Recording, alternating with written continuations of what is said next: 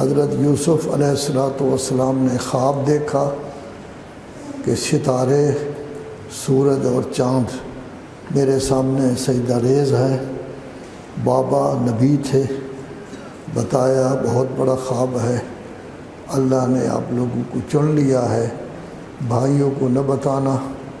لیکن بھائی ان سے نفرت کرتے تھے، سازش کی، لے گئے اور پھر جھوٹ موٹ آ کے کہا کہ بھیڑیا کھا گیا ہے۔ لیکن بھیڑیا نے اس طرح کھایا تھا کہ کپڑے کو، قمیص کو خراش تک نہیں لگی، لیکن خون اس پر لگا ہوا تھا۔ تو حضرت یعقوب نے کہا کہ یہ سب بناوٹی باتیں ہیں جو آپ کر رہے ہیں۔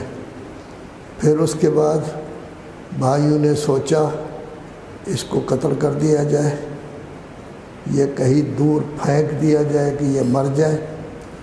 تو ایک بھائی نے مشورہ دیا کہ نہیں، قتل نہ کرو، چونکہ قتل کا گناہ معاف نہیں ہوتا، قتل نہ کرو، اس کو کسی اندھے ایسے کنویں میں ڈال دو کہ قافلے والے آئیں گے تو ہو سکتا ہے یہ بچ بھی جائے۔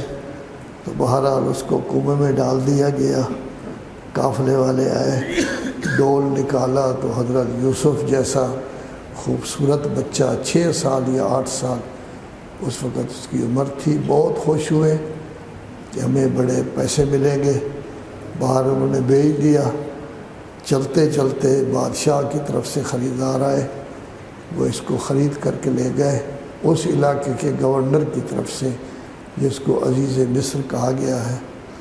اب اللہ فرما رہا ہے ہم نے اس کو قدرت والی جگہ پر پہنچا دیا ہے۔ اب اس کے بعد اللہ تبارک و تعالی اس کو قدرت عطا فرمائے گا۔ چنانچہ وہاں وہ رہے، خوبصورت تھے، اچھی غذا ملی، خالص غذا ملی، خوبصورتی اور نکھر آئی۔ تو عزیز مصر کی بیگم نے ان پر ڈورے ڈالنے شروع کر دیے۔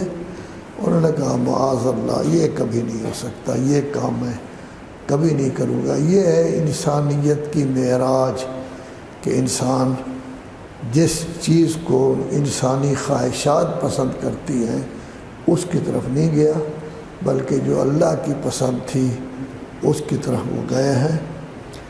اس نے سب دروازے بند کر دیے تھے۔ اب حضرت یوسف اس سے بچنے کے لیے آگے دوڑے، اس نے پیچھے سے قمیض کھینچی، وہ پھٹ گئی۔ دروازے پر پہنچے تو گورنر صاحب آگے موجود تھے۔ عورتیں مکار تو ہوتی ہی ہیں، انہوں نے کہا کیا سزا ہو سکتی ہے اس کی کہ جس نے عزیز مصر کی بیگم کو ورغلانے کی کوشش کی ہے۔ حضرت یوسف نے کہا میرا ان چیزوں کے ساتھ کوئی تعلق نہیں۔ تو وہاں ایک گواہ بولا، روایات میں ایک چھوٹا بچہ تھا انہی کے خاندان کا، کہ اگر قمیض سامنے سے پھٹی ہے اس کا مطلب یہ ہے کہ یوسف آگے بڑھ کر اقدام کر رہے تھے، اگر پیچھے سے پھٹی ہوئی ہے پھر یوسف سچے ہیں، یہ ساری شرارت اس عورت کی ہے۔ قمیض تو پیچھے سے پھٹی تھی۔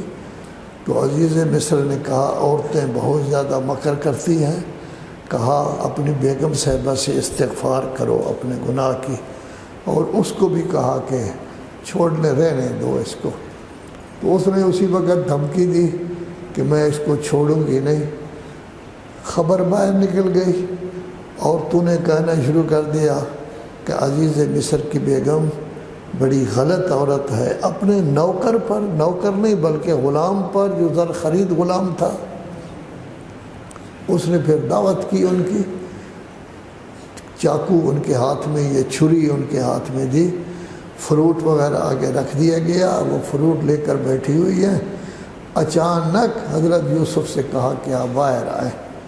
تو جب باہر تشریف لائے تو انہوں نے اسی وقت کہا حاشا للہ ما ھذا بشر، یہ کوئی انسان نہیں ہے بلکہ ان ہوا الا ملک کریم، یہ تو بہت کریم قسم کا فرشتہ ہے جو اس گھر میں جو ہے وہ آ گیا ہے۔ وہ اپنی انگلیاں کاٹ بیٹھی۔